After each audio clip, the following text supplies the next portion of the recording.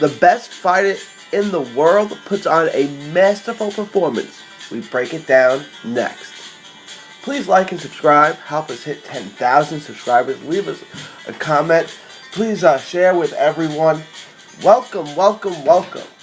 Welcome to another episode of Sunday Morning Champion.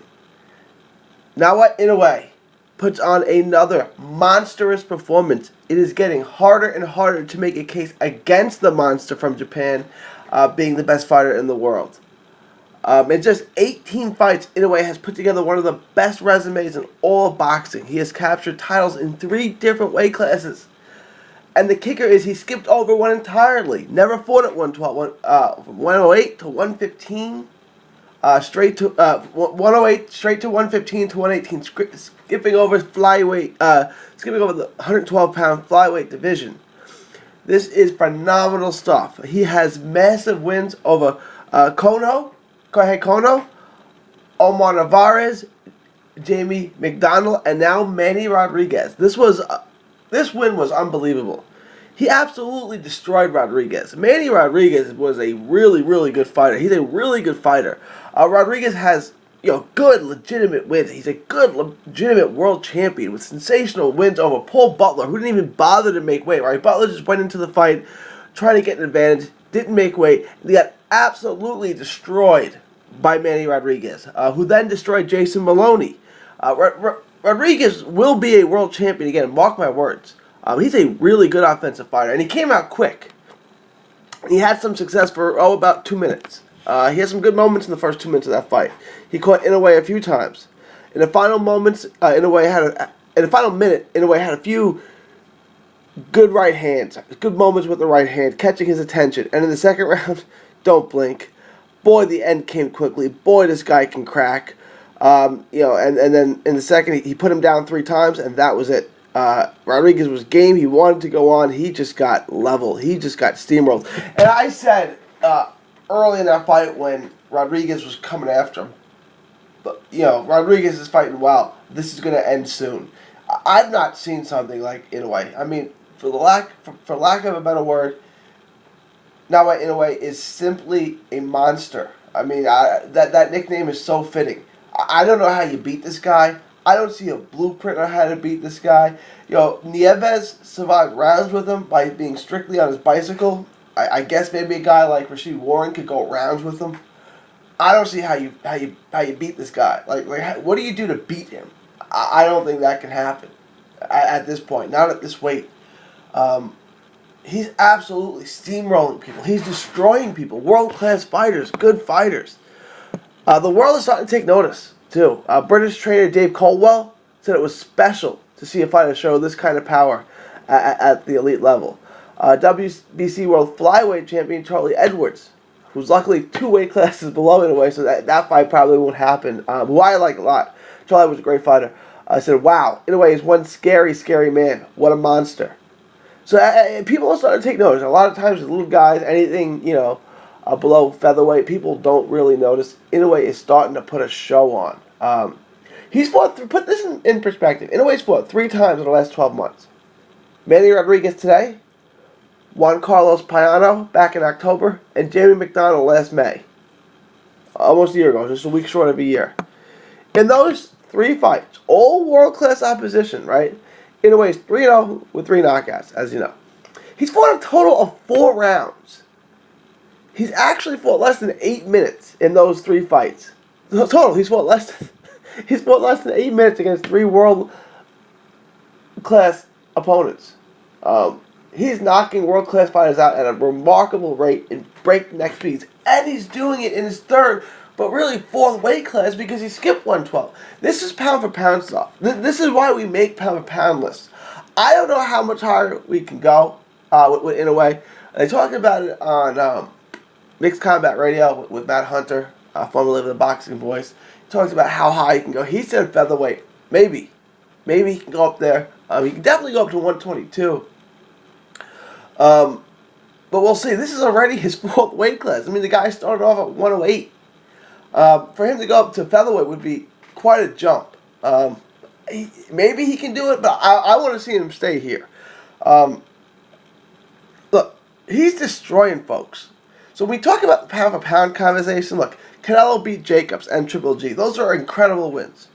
But he isn't destroying them. Inoue is destroying people. I mean, steamrolling world-class opposition. Canelo is winning very close, very competitive decisions, right? He's going 12 rounds and he's winning very close fights. Lomachenko and Bud destroy people, but it takes rounds. It takes time. They put in the rounds. They lose rounds. Lomo's lost rounds. Inoue knocks everyone out in one-sided blowouts. I mean, quick one-sided blowouts. World elite level competition. One world-class fighter after another is getting destroyed by the monster. I mean, not losing, not getting knocked out, getting steamrolled, getting blown out. I mean, great top-notch fighters, world-class, elite-level fighters are just one after another are getting dismantled by this Japanese monster. He's the best fighter in boxing. Here's the best part. Unlike Bud and unlike Loma, he's in his 20s, not his 30s. He's still in his mid-20s. He just turned 26. We have probably 6 or 7 more years of Inoue at this level. This is great news. There are so many great fights that we can put him in, and we're gonna watch greatness unfold here. This is not hyperbole. I'm not being hyperbolic. This guy has the ability, if he stays at this weight class, to be one of the best. How do you fight him? Right? Like I said, if you want to get in your bicycle, you can survive, but he'll snipe you at long range and eventually get you. If you try to rush it on him, you try to fight him on the inside. If you try the Shane Mosley and Antonio Margarito model, the model that J-Rock just executed against Hurt. If you try to get on the inside, you're done. You're done. You're not making it on the inside to this guy. He will unload on you, and that's what Manny Rodriguez did. And we all saw it coming. Rodriguez had some success in the first minute or two of that fight. He was the aggressor. He tried to bring the fight to him, and then bang, it's over. I mean, his skill from the outside, his power in the mid-range, I don't know how you fight this guy. I can't think of a blueprint that, if I'm a trainer, that I'm putting forth to say, here, this is what we're going to do. Everything else, everything seems like a fail. I don't know how you fight this guy. Look, assuming he beats Donaire, which he will next. He's fighting Donaire, and that's a good name put on his resume. He's going to have some good options. Allegedly, and this is not, I don't think, official yet, he's signed with Top Rank. That's what Bob Arum says. So give him the Top Rank / Frank Warren Queensberry ESPN guys, right? We'll call it that. Top Rank, Bob Arum / Frank Warren ESPN guys. And they have a good stable. After he beats, and again, I think it's best for him to stay at 118. I'm going to get into that. Stay at 118. Fight Ryan Burnett. Burnett said he has no problem going back down to 18, or he can fight at 22. Fight Burnett. That would be a great fight. You can do it in the UK. And again, Burnett's going to try to box him, give him angles. It ain't going to work. And then fight Josh Greer. Get Greer a couple more wins and then give him that fight. I don't know if the Top Rank's going to want to do that. Honestly, I don't know if they're going to want to put Josh Greer Don't Blink in with him. I think Josh Greer can beat anyone at 118 except for this guy.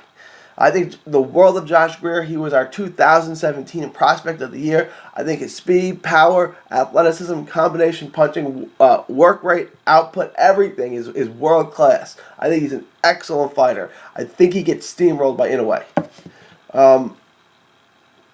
So he's got those 2 fights. One in America against Greer, one in the UK against Burnett. Make him a big star. Then I'd like to see him fight guys. Stay at 118. Let the division come up to you.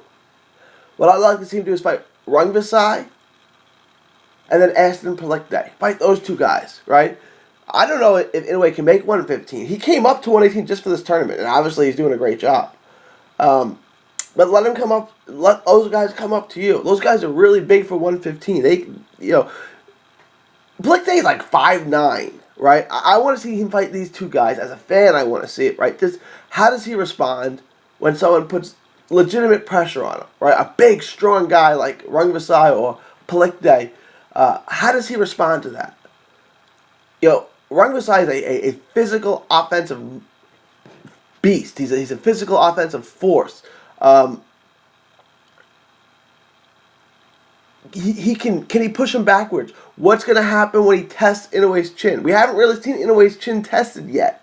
Rungvisai would do that at least, and as would Palikte. Palikte is a huge hitter as well. That would be a lot of freakish power. So I'd like to see those 4 fights at some point. I'd like to see him fight next, Donaire, obviously. Okay, after that, let's look at guys like Ryan Burnett and Josh Greer. Then let the guys from 115 move up, fight Palikte, and fight Rungvisai. Those would be great fights. Those would be, if he beats those guys, he's pound for pound the best guy in the sport. He's beating everybody. He's cleaning the house. I think he would beat those guys. I don't know how you beat this guy right now. He is destroying folks right now. I used to think that there was some defensive flaws that you could get to his body. I'm not seeing that anymore. I mean, he looks really good. Let me know what you guys think. How would you fight this guy? Give me a blueprint. Do you like the 5-fight plan if you count Donaire? If he went through Donaire, Burnett, Josh Don't Blink Greer, Ashton Palikte, and Rungvisai, in some order, he fought those 5 guys. Would he be the pound-for-pound king? I think he's real close. We're going to release updated rankings real soon, but let me know where he ranks in your list. Do you guys think he's the best fighter in the world like I do? Leave your thoughts, comments below. Please like and subscribe. Please share this with a friend. Help us hit 10,000 subscribers. Help us get to that 10,000 mark for another episode of Sunday Morning Champion. From Texas to the world, this is 3D Boxing saying thank you and God bless. Enjoy 3D Boxing vlog videos? Show us some love by clicking the like button. Don't miss a tweet, post, story, or video. 3dboxingvlog.com is also on Facebook, Twitter, and Instagram. Hit the subscribe button now to stay inside the ring.